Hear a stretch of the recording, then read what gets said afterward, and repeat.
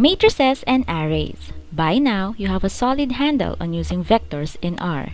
A matrix is simply several vectors stored together, whereas the size of a vector is described by its length, while the size of a matrix is specified by a number of rows and a number of columns. You can also create higher dimensional structures that are referred to as arrays. So in this video, we'll begin by looking at how to work with matrices before increasing the dimensions to form arrays. But first, let's define the matrix. So the matrix is an important mathematical construct and it's essential to many statistical methods. So you typically describe a matrix A as an m by n matrix. That is, A will have exactly m rows and n columns. You can therefore express a matrix as follows on the image. Alright, so to create a matrix in R, we're going to use the aptly named matrix command, providing yung entries sa matrix to the data argument as a vector. So let's use a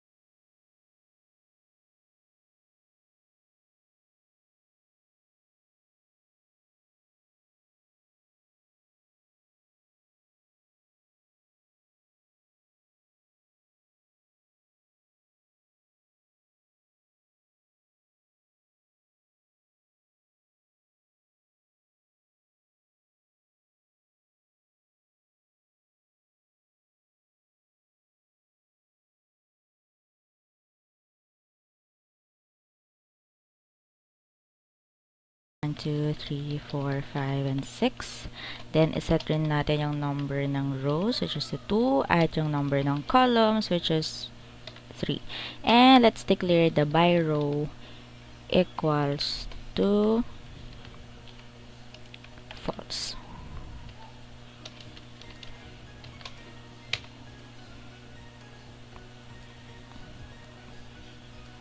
So, it looks like this. So, dito, in-instructed natin si R na mag-provide ng 2 by 3 matrix containing the digits 1 through 6. So, sa paggamit natin ng optional argument by row and sa pag-set natin ito into false, so you are explicitly telling R to fill this 2 by 3 structure in a column-wise fashion. So, by filling each column before moving to the next, so binabasa niyo yung data argument from left to right. So, ito yung default handling ni R ng matrix function. At still, same pa rin sila na maging output if yung by row argument ay hindi supplied. For example, sige, let's try.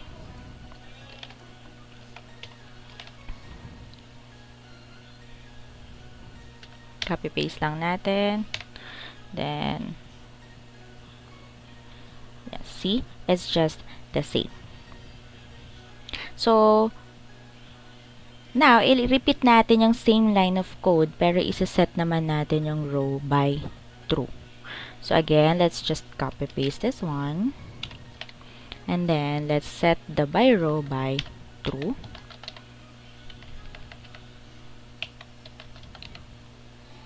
So So it would look like that one. So yung result ng 2 by 3 structure ay in a row-wise fashion. Next, we have the row and column bindings. So if you have multiple vectors of equal length, you can quickly build a matrix by binding together these vectors using the built-in R functions, the rbind and cbind. You can either treat each vector as a row by using the command rbind or treat each vector as a column using the command cbind. Say you have the two vectors 1, 2, 3, and 4, 5, 6, you can reconstruct the 2 by 2 matrix in R language. Alright, so first, i-declare muna natin yung row bindings using the command rbind. Then, declare natin yung magiging data niya. 1 is to 3, then 4 is to 6. And let's show the output. So, it will show like this. 1, 2, 3, 4, 5, 6. So, dito sa rbind, it bound together the vectors as two rows of a matrix. Na yung top to bottom order ng rows, it matches yung pagkakasunod ng mga vectors na ibinigay natin sa rbind. Okay. Now, let's use naman si column binding. So, gagamitin natin yung cbind na command. So, magsaset tayo ng data. 1 is and 4. Another one is 2 and 5. Another is 3 and 6. So, kahit hindi sila magkakasunod-sunod yung pagkakadeclare, but using the cbind, no? Pagkasama-samahin nito yung 3 vectors in order they were supplied. So, bawat vector magiging column of the resulting matrix sila. So, still, ayan. 1 and 4, 2 and 5, 3 and 6 per column. There you go. Next, we have matrix dimension. So, this is another useful function in where dim provides the dimensions of a matrix stored in your workspace. Alright, so first, i-define muna natin yung matrix mymat gamit si rbind. So, mymat, and then, gamit natin si rbind command. Declare tayo ng mga values, 1, 3, and 4. Another one is 5 is to 3. Then another one is 100, 20, 90, and last is 11 is to 13. Alright. And then, let's print mymat. So, it will show you this one. And then, pwede natin ma-confirm yung dimensions nito with the dim parameters. So, magre-return siya ng vector of length of 2. So, si dim, it always supplies yung number ng rows first and then it will followed by the number of columns. So, what we're going to do is declare the dim parameters and then tatawagin natin si mymat and it will show the results of ayan. So, first, it supplies the number of row first, which is true, which is 4. Tama, 1, 2, 3, 4. Here's the number of rows. And the second one is the number of columns, which is 3, which is 1, 2, 3 here, which is correct. Then, you can also use yung two related functions na ginamit natin kanina, which is the nrow na nagpo-provide ng number of rows only at ncol na nagpo-provide naman ng number of columns only. So, unahin natin yung nrow. Then, tawagin ulit natin si mymat. And it will show the number of rows, which is 4. And then, ganun din, gamitin din natin si ncol. And then, tawagin ulit natin si mymat. And it will show the number of columns, which is 3. So, sa last command na ipapakita natin, gagamitin natin si dim and yung knowledge natin sa vector subsetting para ma-extract natin yung same result na ibinigay sa atin ni ncolumn or ni ncol. So, dim, and then tatawagin natin si mymat, and then magsaset tayo ng length of 2, and then it will show you the same result na ibinigay sa atin ni ncol. There you go. Thank you. Next, we have subsetting. Extracting and subsetting elements from matrices in R is much like extracting elements from vectors. The only complication is that you now have an additional dimension. Element extraction still uses the square bracket operator, but now it must be performed with both a row and a column position, given it strictly in the order of row, comma, column inside the square brackets. Alright, so let's start by creating a 3 by 3 matrix, which I'll use for the example in this section.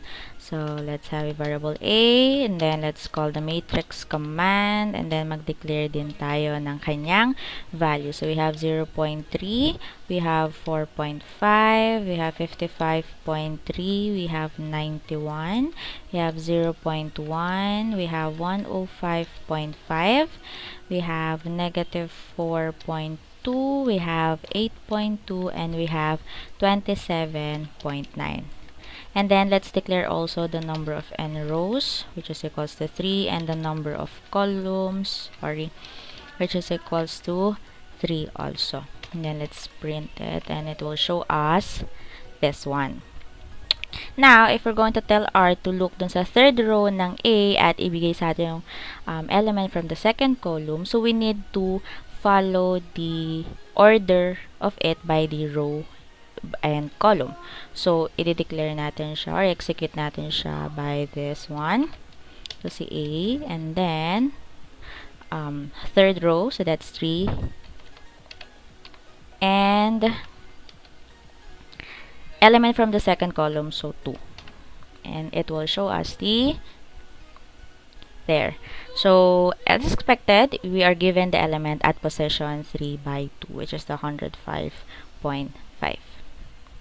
Next, we have row, column, and diagonal extractions. To extract an entire row or column from a matrix, you simply specify the desired row or column number and leave the other value blank. It's important to note that you must still include the comma that separates the row and column numbers. In this way, this is how R distinguishes between a request for a row and a request for a column. Right, so for this part, ginamit natin yung same matrix example na ginamit natin kanina. And gaya nga nasabi sa definition, to extract an entire row or column from a matrix, we need to simply specify yung desired row or column number and leave the other value blank. So that's why it is important to note na kailangan pa rin natin still include si comma na nagsiseparate sa row and column numbers. So in this way, madidistinguish ni R yung request natin between sa row and request natin for a column. So, for example, gusto natin mag-return ng second column of A. So, let's try A. And then, leave natin tong other value blank since column yung hihingin natin. And then, comma, that separates the 2. And then, 2 for the second column of A. And then, it will show us the second column of A, which is 91.0, 0.1, and 105.5. That is the second column of A. Now, for example, gusto naman natin kunin yung first row. So, same lang din. A. And then, 1 for the first row. And then, comma. And then, let's leave the other value blank. And then, this will show us this one. 0.3, 91.0, negative 4.2. And that's the first row of A. So note that whenever an extraction or deletion covered in a moment results in a single value, single row, or single column, so CR, it will always return standalone vectors comprised of the requested values. But still, you can also perform more complicated extractions. For example, yung pag-request natin ng whole rows or columns or even mga multiple rows or columns. Kung saan yung result, it must be returned as a new matrix of the appropriate dimensions. So, for example, gusto naman natin i-return yung second and third rows of A. So, let's put A and then second to third rows of A. So, let's leave the other value blank. And then, it will show us, palitan natin to ng big A. And then, it will show us the second and third rows value of A. So, 4.5, 0.1, 8.2, the second row, 55.3, 105.5, 27.9, the third row. And then, for example, gusto naman nating i-return yung third and second column of A. So, para ma-return natin yung third and first column of A, so let's have A, and then let's leave the other value blank, and then C, and then indicate the third and first columns of A. And then this will show us this one, negative 4.2, 8.2, 27.9, the third column. We have 0.3, 4.5, 55.3, the first column of A. So, for example naman, gusto natin i-access yung third and first rows of A. And in that order, at galing din sa rows na yon, ay i-return natin yung second and third column element. So, let's have A, and then C, and then the third and first row. And then, susundan siya ng second to third column elements. And this will show us 105.5, 27.9, that is the third column elements. And then we have the 91.0 and negative 4.2, that is the first. Then you can also identify the values along the diagonal of a square matrix. That is a matrix with an equal number of rows and columns using yung diag command. So here, let's use the diag command, and then x is equals to A.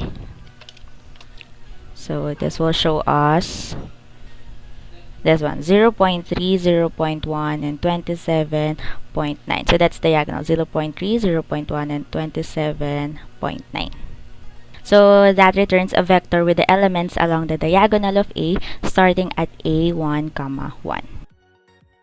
Next, we have omitting and overwriting. Here, to delete or omit elements from a matrix, you again use square brackets, but this time with negative indexes. Again, gumamit tayo ng same set of matrix, and gaya nga sinabi kanina, to delete or omit elements from a matrix, pwede natin gamitin ulit yung square brackets, but this time with negative indexes. So for example, gusto natin mag-provide ng A without its second column. So what we're going to do is A, then the square brackets, then comma, leave the other value blank, and then negative 2, since gusto nga natin nang wala yung ating second column. So this will show us, ayan, 0.3, 4.5, 55.3, negative 4.2, 8.2, and 27.9 without the second column. And then, for example, gusto natin i-remove si first row from A at i-retrieve natin yung third and second column values in that order from the remaining two rows. So we have, again, A, square brackets, remove the first row, and then retrieve the third, two, and second value, or second column values. And in that order, from the remaining two rows, ayan. So it will show us 8.2, 0.1, 27.9, and 105.5. So that's this, the third and the second column values. And then, for example, gusto natin mag-produce ng A without its first row and second column. So let's have A, and then remove its first row and remove its second column. So this will show us 4.5, 8.2, 55.3, and 27.9. So wala yung first row at wala rin po yung second column. Then, for example, gusto natin ma-delete yung first row and then i-delete na rin natin yung second and third column from the result. So let's have A, and then delete the first row, and then the second and third columns from the result. This will show us only 4.5 and 55.3. Since yung final operation natin, it leaves us only the two last elements of the first column of A, so this result is returned as a standalone vector rather than a matrix. And para ma-overwrite natin yung mga particular elements or entire rows or columns na we identify the elements to be replaced and then assign the new values. And then, the new elements can be a single value, a vector of the same length as the number of elements to be replaced, or a vector whose length evenly divides the number of elements to be replaced. So, para ma-illustrate natin to, let's first create a copy of A, matrix natin kanina, at tatawagin natin siyang B. So, we have B, and then copy of A. And then print natin. So this will show us the original matrix that we have kanina, the first one. So for example, gusto natin i-overwrite yung second row of B ng sequence na 1, 2, and 3. So what we're going to do is B, and then overrides the second row, leave the other value blank with the sequence of 1, 2, and 3. So this will give us, oh sorry, print B pa pala. There. So we have the second row overrides by the sequence of 1, 2, and 3. And then for example, gusto natin i-override yung second column elements ng first and third rows with 900. So let's have B, and then column of first and third rows with the second column element to be overrides by 900. So this will show us, again, hindi natin print yung B. This will show us there. So we have here 900, second column elements of the first, and then 900 for the third column elements of rows with 900. Then, for example, gusto mo i-replace yung third column of B with the values in the third row of B. So what you're going to do is B, and then let's have third column of B to be replaced or overwrite by the value of the row. Third row of B, and then let's print B. So this will show us there. So, parehas yung value ng third column and third row. So, 55.3900, 27.9, 55.3900, and 27.9. So, para matry naman natin yung R vectors recycling, i-overwrite natin yung first and third column elements of rows 1 and 3. So, meron siyang total of 4 elements with the two values of -7 and 7. So, we have B, and then columns first and third, so dalawa since 4 elements sila, and then papalitan natin ng value ng 2 values ng -7 at 7.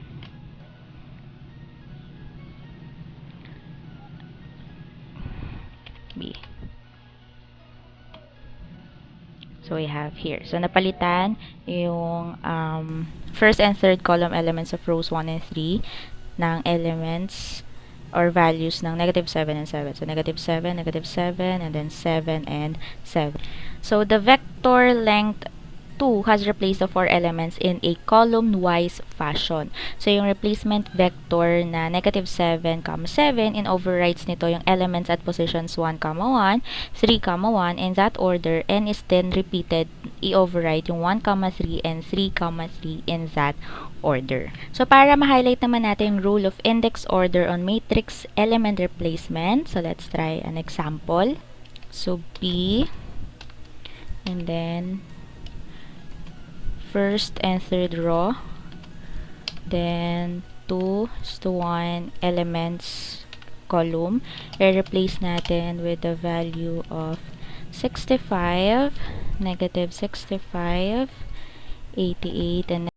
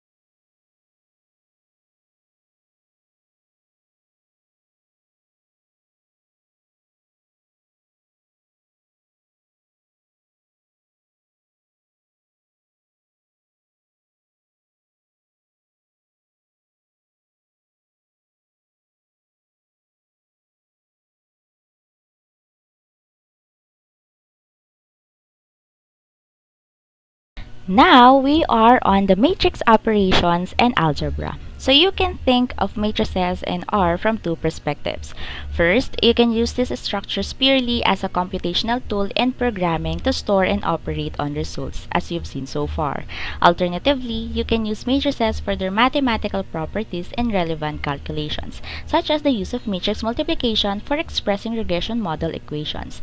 This distinction is important because the mathematical behavior of matrices is not always the same as the more generic data handling behavior. Here, I'll briefly describe some special matrices as well as some of the most common mathematical operations involving matrices and the corresponding functionality in R. So let's see. Under the matrix operations and algebra, first we have the matrix transpose. For any m by n matrix A, its transpose A raised to t is the n by n matrix obtained by writing either its column as rows or its rows as columns. So here's an example. If A is equals to 252,614 via rows, then the transpose of that A would be 252,614 via column. Here in R, the transpose of a matrix is found with the function t, or small letter t. So let's create a new matrix and then transpose it. So again, A, and then let's use the R bind or row bindings with the column values of 2, 5, 2, and another one is 6, 1, and 4. Let's check 6, 1, 4, and then let's print. This will show us, yan, 2, 5, 2, and 6, 1, 4. Now, let's transpose the value of A.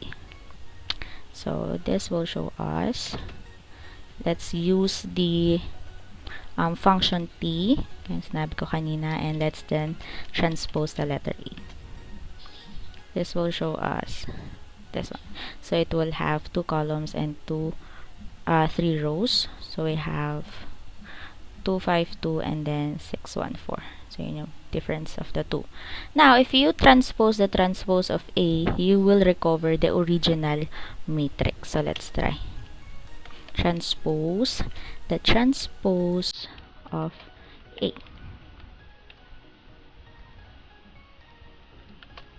1, 2, 3, 1, 2, 3. So let's try.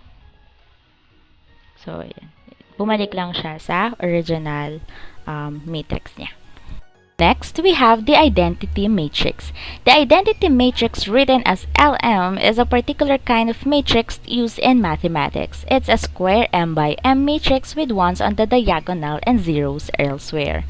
You can create an identity matrix of any dimension using the standard matrix function, but there's a quicker approach using diag. Right, so earlier, gumamit tayo ng diag on an existing matrix to extract or overwrite its diagonal elements. So again, let's use it. So A, and then the diag command, and then x is equals to 3. And let's print A. This will show us this one. So here, makikita natin na yung diag is nagamit natin siya ng mas mabilis para makapag-produce tayo ng identity matrix. So to clarify, yung behavior po ni diag, nakadepende po yan kung anong isusupply nating argument dito sa x. So if, as earlier, si x is a matrix, so yung diag, it will retrieve the diagonal elements ng matrix.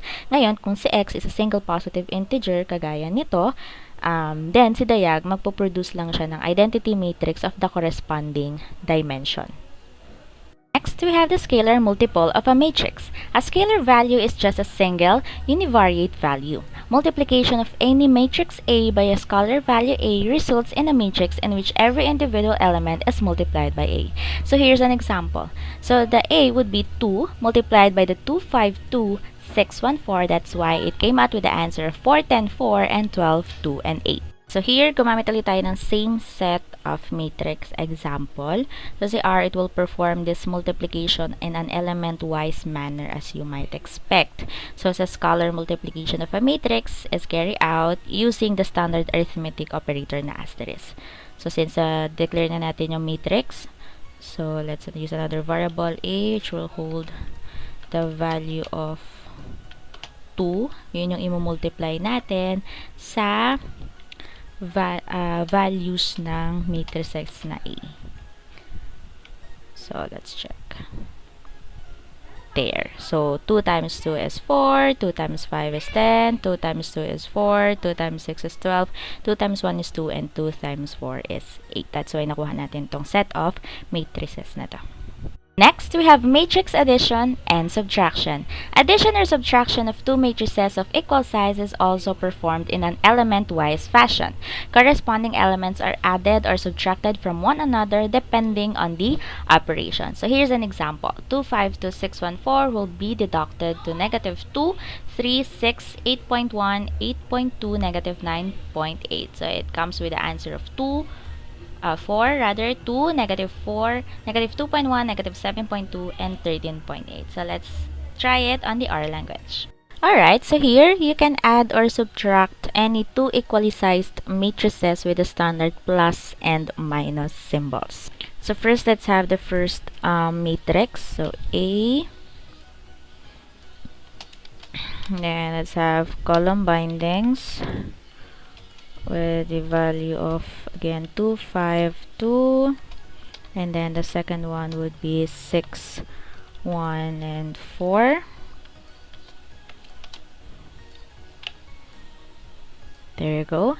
And then let's have the second matrix. And again, let's use C binding with a value of negative 2, 3, 6. And another one is 8.1. We have 8.2, and we have negative 9.8. So let's print. There. So we get the two value or two equally sized matrices. Then let's subtract the two matrices. So A minus B. And then this will show us 4, negative 2.1, 2, negative 7.2, and negative 4, then 13.8. So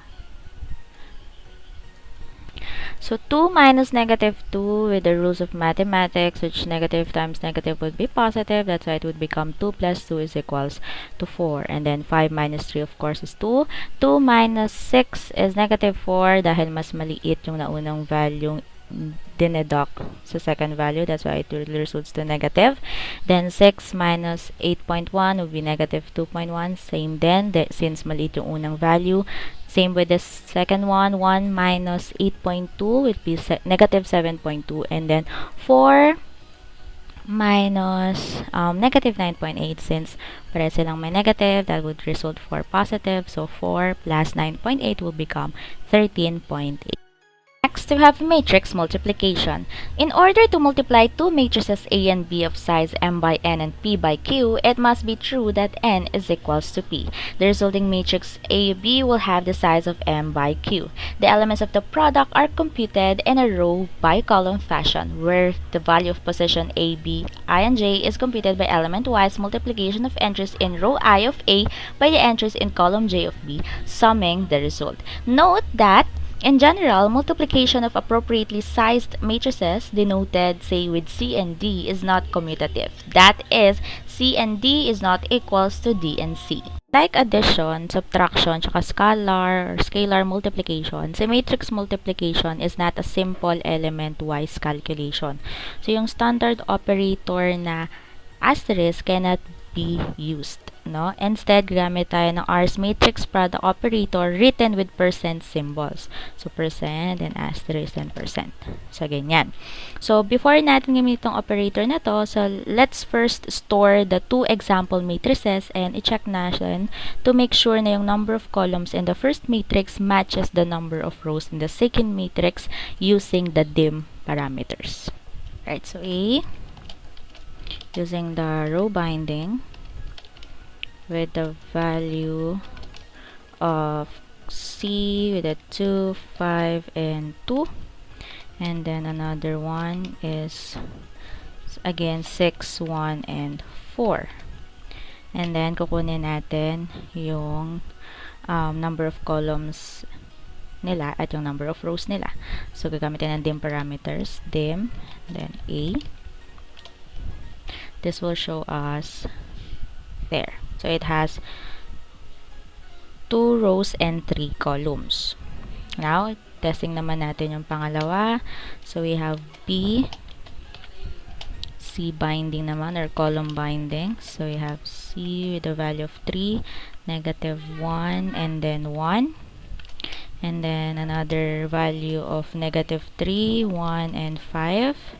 Then, i-check din natin yung kanyang number of columns and number of rows gamit ang dim parameters. So, that's P. Then, check natin. Oh. Big letter B. Sorry. Check natin. There. So, this confirms na yung 2 matrices are compatible for multiplication. So, we can now proceed. So, A, gamit yung operator ng R, percentage, then asterisk, and percentage multiplied by B.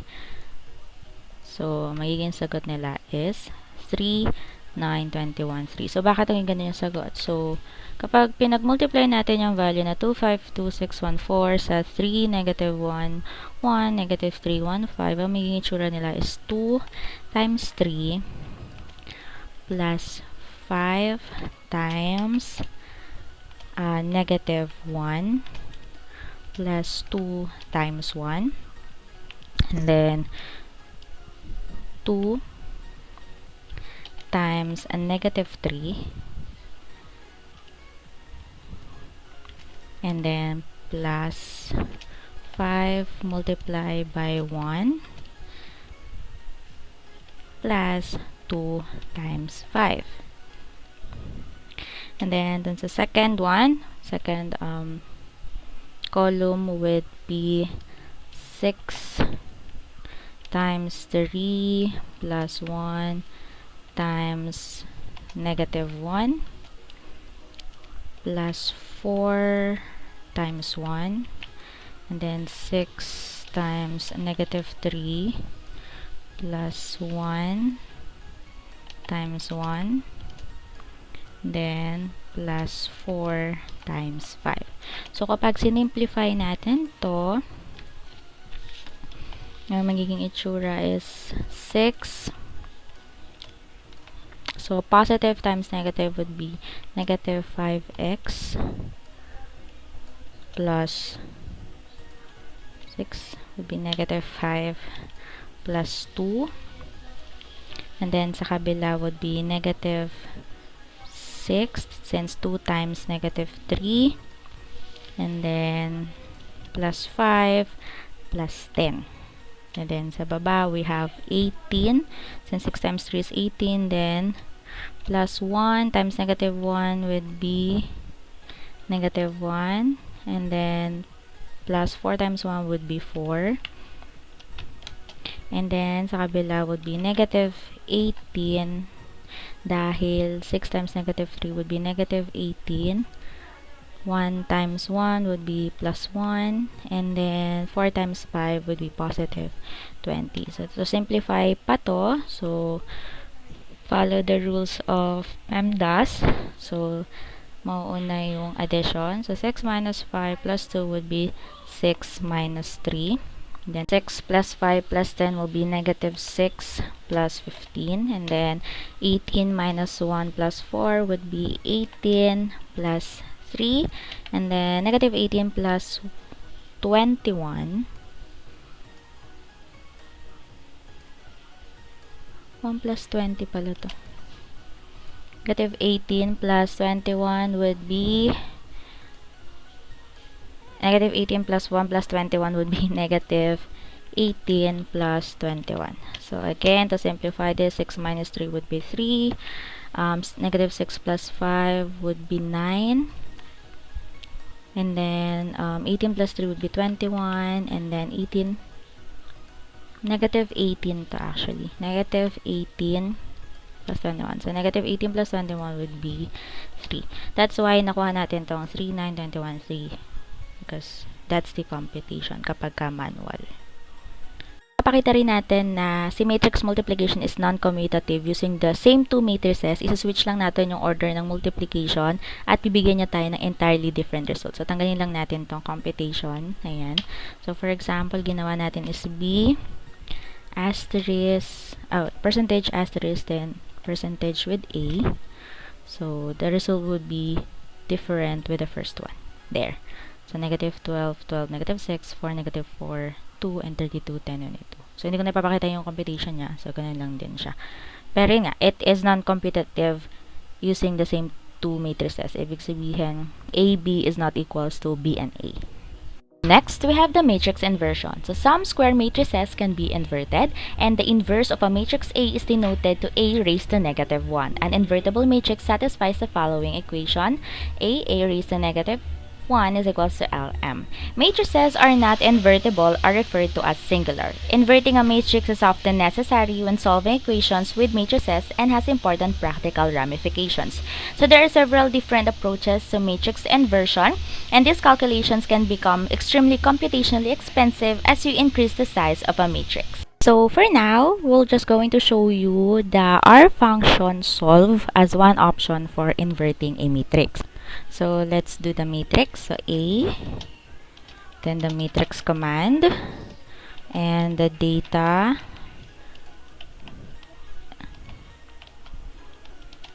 which is 3, 4, 1, and 2. And then let's declare the number of rows and also the number of column. And let's print A.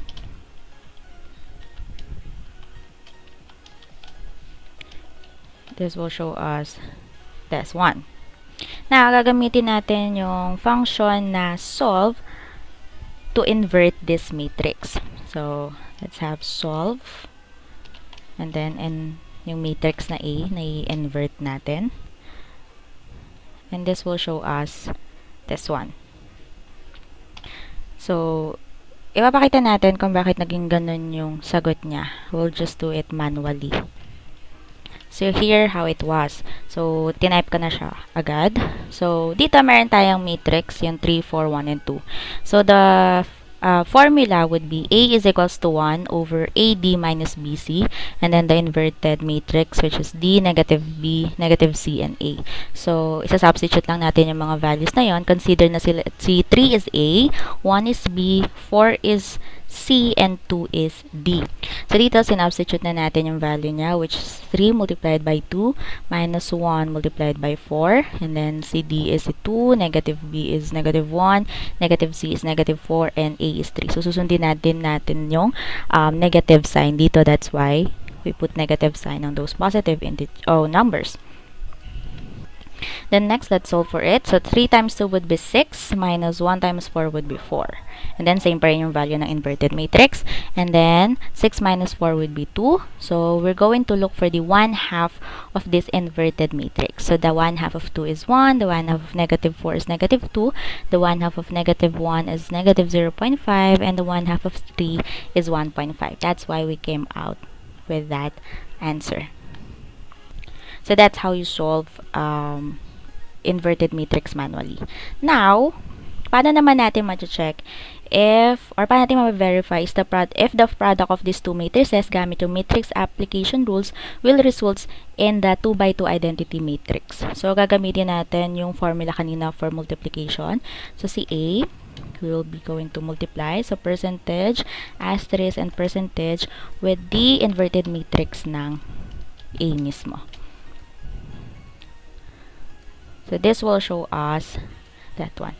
So, kapag ganito na yung naging result, ibig sabihin, na-prove na natin na these two matrices is results in a 2x2 identity matrix. So, paano naman natin to maipapakita kapag manual natin siyang sinolve? So, let's try. So, gagayahin lang natin yung formula na ginamit niya dito. So, A would be multiplied by the A raised to negative 1 or yung inverted matrix niya.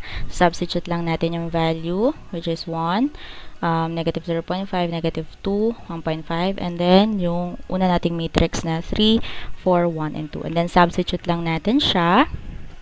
So, mangyayari, we're going to multiply this first row dito sa first column. So, kaya tayo nag-come up dito. So, ganun din. First row and then second column. So, 1 times 3 plus negative 0.5 times 4, and then we have 1 times 1 plus negative 0.5 multiplied by 2. Ganun din yung process dito sa second row. Multiply natin siya sa first column at i-multiply din natin siya sa second column. That's why we came up with this. And then, so we'll just go to multiply, multiply and simplify. So, 1 times 3 is 3, negative 0.5 times 4 is negative 2, 1 times 1 is 1, negative 0.5 times 2 is 1, and then negative 2 times 3 is negative 6, plus 1.5 times 4 is 6 also. And then negative 2 times 1 is negative 2, and 1.5 times 2 is 3. Then, 3 times, negative 2, so mathematics rules, positive times negative would be negative, so that would become 3 minus 2, so that's 1, 1 minus 1 is 0, negative 6 plus 6 is 0, and negative 2 plus 3 is 1, so that's why we came up with the same output. Next, we have the multidimensional arrays. Just as a matrix, a rectangle of elements is the result of increasing the dimension of a vector, a line of elements. So the dimension of a matrix can be increased to get more complex data structures. In R, vectors and matrices can be considered special cases of the more general array, which is how I'll refer to this type of structures when they have more than 2 dimensions. So what's the next step up from a matrix? Well, just as a matrix is considered to be a collection of vectors of equal length, a 3-dimensional array can be considered to be a collection of equally dimensioned matrices, providing you with a rectangular prism of elements. You still have a fixed number of rows and a fixed number of columns, as well as a new third dimension called a layer. So here in our figure, 3 to 3 illustrates a 3-row, 4-column, 2-layer array. Create natin yung data structures in R based on sa image na pinakita natin. Gagamit tayo ng array function and i-specify natin yung individual elements in the data argument as a vector. Then, specify natin yung size in the dim argument as another vector with a length corresponding to the number of dimensions. So note that array fills the entries of each layer with the elements in data in a strict column-wise fashion, starting with the first layer. So AR, and then the array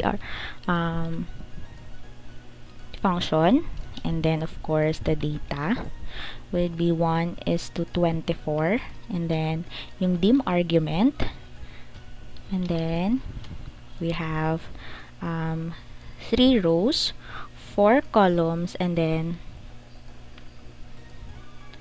2 layers. Ayan. And then, let's print the AR. There. So, this gives you an array of the same size dun sa pinakita nating figure kanina. So, each of the 2 layers constitutes 3 by 4 matrix, 3 layers by 4 columns. And in this example, note yung order ng dimension supplied sa dim parameter, which is rows, columns, and layers. So just like a single matrix, the product of the dimension sizes of an array will yield the total number of elements. So as you increase the dimension further, the dim vector must be extended accordingly. For example, a 4-dimensional array is the next step up and can be thought of as blocks of 3-dimensional arrays. Suppose you had a 4-dimensional array comprised of 3 copies of AR, so yung 3-dimensional array just defined. So this new array can be stored in R as follows. Once again, the array is filled column-wise. So let's try. So BR, and then array, or then the data is equals to rep 1 is to 24 again, times will be equal to 3, and then the dim argument will equal to the value again of 3, 4, 2, and then may dadagdag tayo na 3, and then let's print BR. So again, this is rep, sorry, let's ulitin natin. So here, So, dito sa BR, meron na tayong tatlong copies ng AR. So, each of these copies is split into two layers. So, yung R, pwede silang mag-print ng object na pinakita natin kanina sa screen. So, as before, yung rows are indexed by the first digit, which is the 3. And then, the columns by the second digit is the 4. And then, the layers by the third digit, which is the 2. And the new fourth digit indexes the blocks.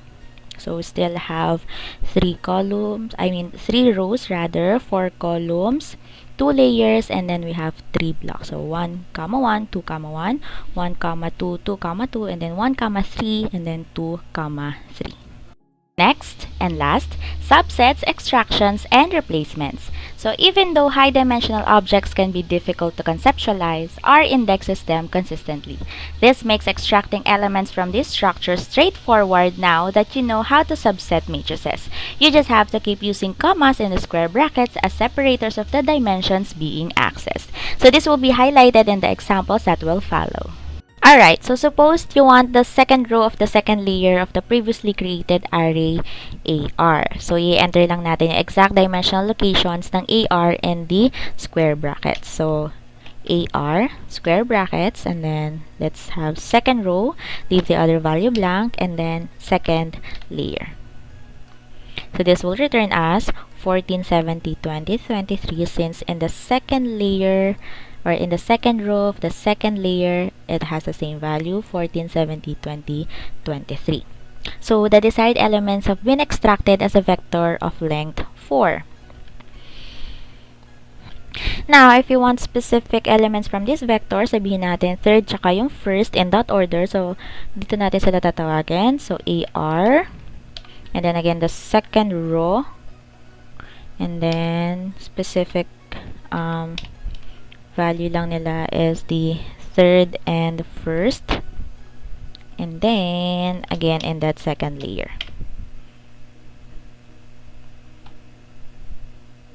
So this will return as 20 and 14 since that's the third and the first and in that order.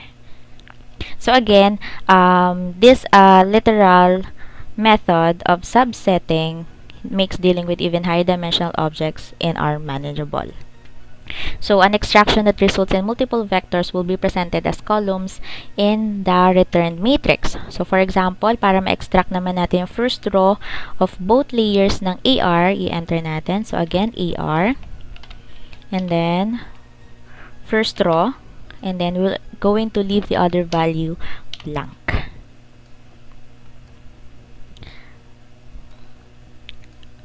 Sorry, dalawa lang pala dapat.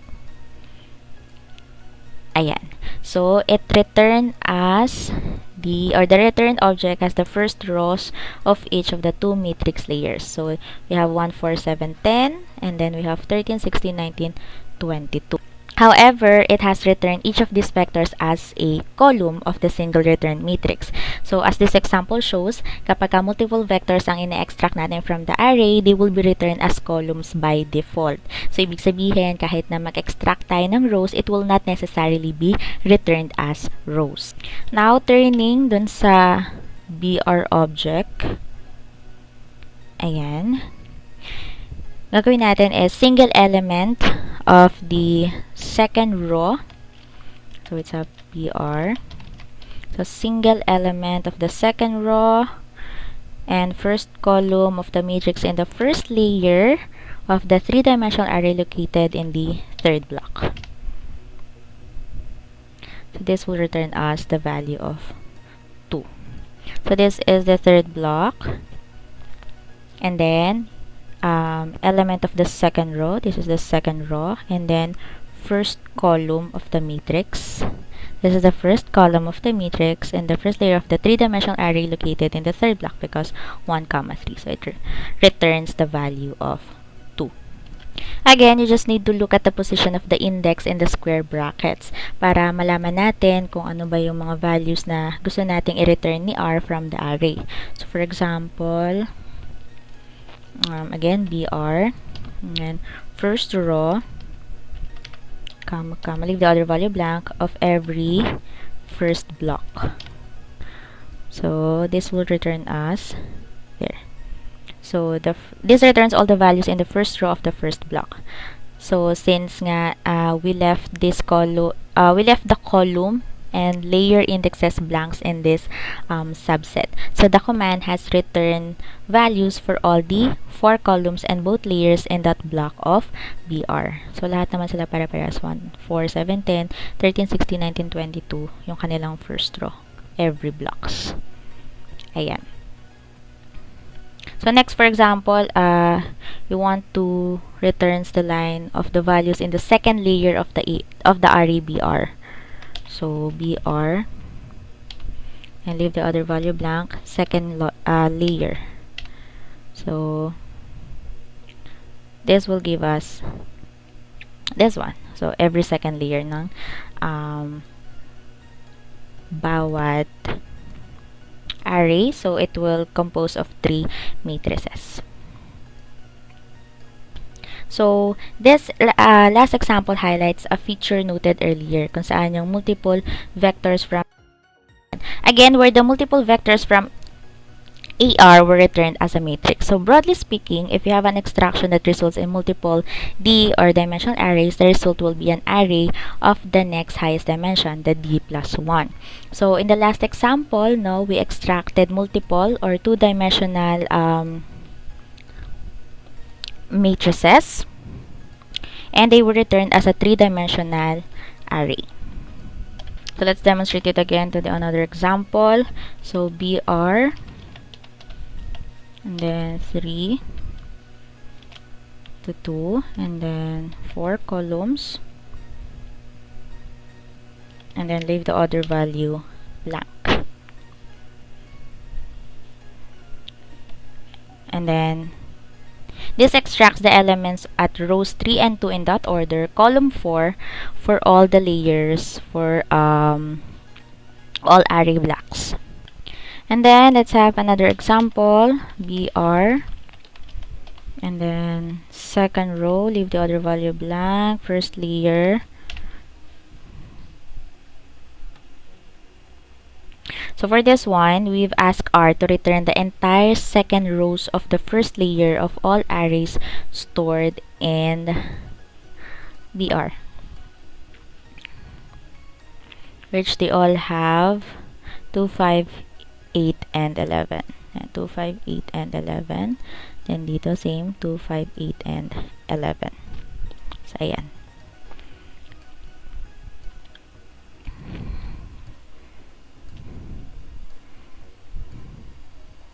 So deleting and overwriting elements in high-dimensional arrays follows the same rules as for standalone vectors and matrices. So you specify the dimensions positions the same way, then you will going to use negative indexes for deletion, or pwede tayong gumamit ng mga assignment operator for overwriting.